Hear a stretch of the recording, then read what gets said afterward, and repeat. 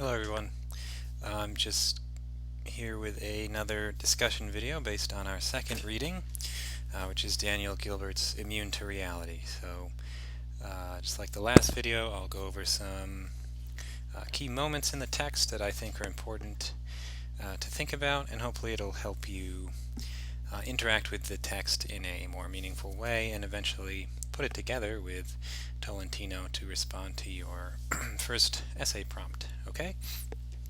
So I'll just jump right into it. He opens up. It's not the absolute beginning, but this part here. He has this interesting story about the study with the judge and the jury, where if you are rejected by a jury, that is more that seems to be more harmful to you than if you're rejected by a judge. And his explanation for this is that if it's just a judge who is sort of rejecting you, it's easier to explain that away by just saying, okay, the judge, this one person, is a weirdo or whatever, he just didn't see what I did that was special, so you're able to ameliorate that discomfort. Whereas if it's a jury, multiple people, it becomes harder and harder to craft an explanation as to why you were rejected. It's hard to come to any other conclusion besides, well, I guess I was just not good enough. And so it's harder for your psychological immune system, which is something he talks about throughout the paper. It's much harder for it to craft an explanation for the case of the jury, right? Because it's just implausible. And so down here, page 146, he says, starting here, ignorance of our psychological immune systems causes us to mispredict the circumstances under which we will blame others, but it also causes us to mispredict the circumstances under which we will blame ourselves. Who can forget the scene at the end of the 1942 film Casablanca, in which Humphrey Bogart and Ingrid Bergman are standing on the tarmac as she tries to decide whether to stay in Casablanca with the man she loves or board the plane and leave with her husband. Bogey turns to Bergman and says, "Inside we both know you belong with Victor. You're part of his work, the thing that keeps him going. If that plane leaves the ground and you're not with him, you'll regret it. Maybe not today, maybe not tomorrow, but soon, and for the rest of your life." So, he's just pointing out how he makes the point that, well, you can't really make that prediction that she'll regret it for the rest of her life, because we can't take into account how the psychological immune system will help us deal with different hardships, right? Because it happens subconsciously. We craft these explanations and these things that alleviate our discomfort. We do it subconsciously before we kind of latch on to them. So, he's mispredicting the circumstances under which the female lead character will experience regret, right? So I guess the point of this little text here is that we can't predict the action of the psychological immune system. Okay? Go on down to page 149. So here he starts talking about the different kinds of triggers that will trigger the psychological immune system. Okay? And so he identifies intense suffering, intensity trigger. Okay? So he says at the top of page 149, intense suffering triggers the very processes that eradicate it, while mild suffering does not. And this counterintuitive fact makes it difficult for us to predict our emotional futures. So his whole point here is that, yes, something extremely, that you would predict to be extremely harmful to your emotional state, like being stood up at the altar, or having a bad car accident or something. These things sort of cross a threshold of intensity that allows our defensive mechanisms to trigger. Whereas something more minor, like stubbing your toe or biting the inside of your cheek while you're eating, these things relatively more minor, and so they don't receive the same treatment by our defense system, because if the defense system was just triggering for everything, it would be extremely taxing, probably, to our to our sort of cognitive load. So yes, things need to be above a certain level in order for them to be picked up by our psyches and addressed in a healthy way. Um, so that's the intensity trigger. Okay, and then he talks about the inescapability trigger as well. So if something's inescapable, we also will tend to we can compartmentalize it and deal with it in a way that interacts with our psychological immune system, right? So sure, your sibling might be annoying sometimes, but you're stuck with them more or less. So it's almost like there's no point getting that upset. You're able to say, oh well, you know, at least they're cute sometimes, or something like that. That serves as an explanation, um, and those will crop up more frequently when things are inescapable because we have no other choice than to deal with it, right? Whereas if you have an out, if you have some way to get out, you'll start noticing the flaws more. Okay, so that's inescapability. Now down here, this is a really important section here. He talks about explanations. So there's this brief story about fruit flies that learn to avoid things that remind them of having an electric shock. Okay, so that's interesting. But he goes on to say that if that ability is necessary for creatures like us, it certainly isn't sufficient because the kind of learning it enables is far too limited. So we need something more, he's saying.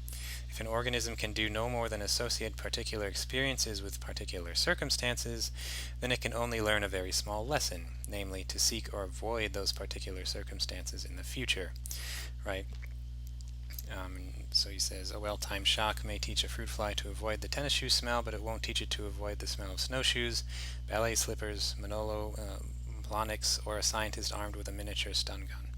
To maximize our pleasures and minimize our pains, we must be able to associate our experiences with the circumstances that produce them, but we must also be able to explain how and why those circumstances produce the experiences they did. Right? So basically the whole psychological immune system, it hinges on this ability to have explanations. So if there's not an explanation, his ultimate point basically is that the immune system can't function, right? So you need an explanation in order to craft some kind of alleviating story for why something happened. Like if your fiance runs away the day before you're supposed to get married, you might eventually be able to say, yeah, maybe we weren't that great a match, right? So you have an explanation. You have it's almost like plausible deniability or something that allows you to stop experiencing a negative emotion, right? And that's beyond what these fruit flies are doing, right? So if you are on a Ferris wheel and you feel like you're afraid of heights, you're able to extrapolate, humans are, beyond the Ferris wheel, right? You'll avoid Ferris wheels, but you will also recognize that it was the height, not the Ferris wheel. So you probably won't like flying, you won't like going on top of tall buildings, right? So you can not only match the experience to the circumstance, but explain why the circumstance produced the experience that it did, right? So that's a step further than just what the fruit flies are doing. Okay.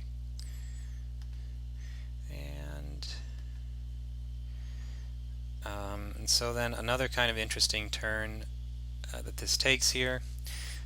So it doesn't just happen for unpleasant events, right? So he says, just as explanations ameliorate the impact of unpleasant events, so too do they ameliorate the impact of pleasant events. I won't read the whole story here, but basically the idea is that if you experience something pleasant,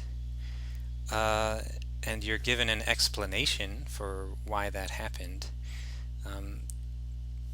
you kind of look at people that were in two different situations. So one group, they had some explanation, one group they didn't. The group that does not have any explanation for why that good thing happened, they will experience the pleasant feelings longer.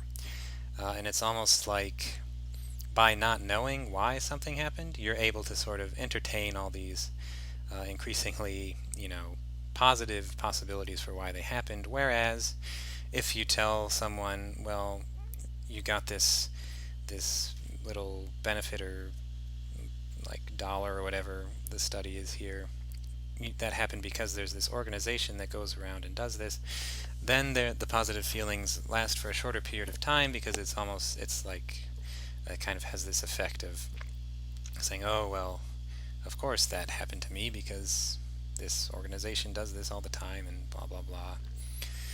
So having an explanation, as he says, ameliorates the impact of pleasant events, which is kind of funny because you think it might not matter, but just knowing why something happened makes it a little less mysterious, a little less enjoyable.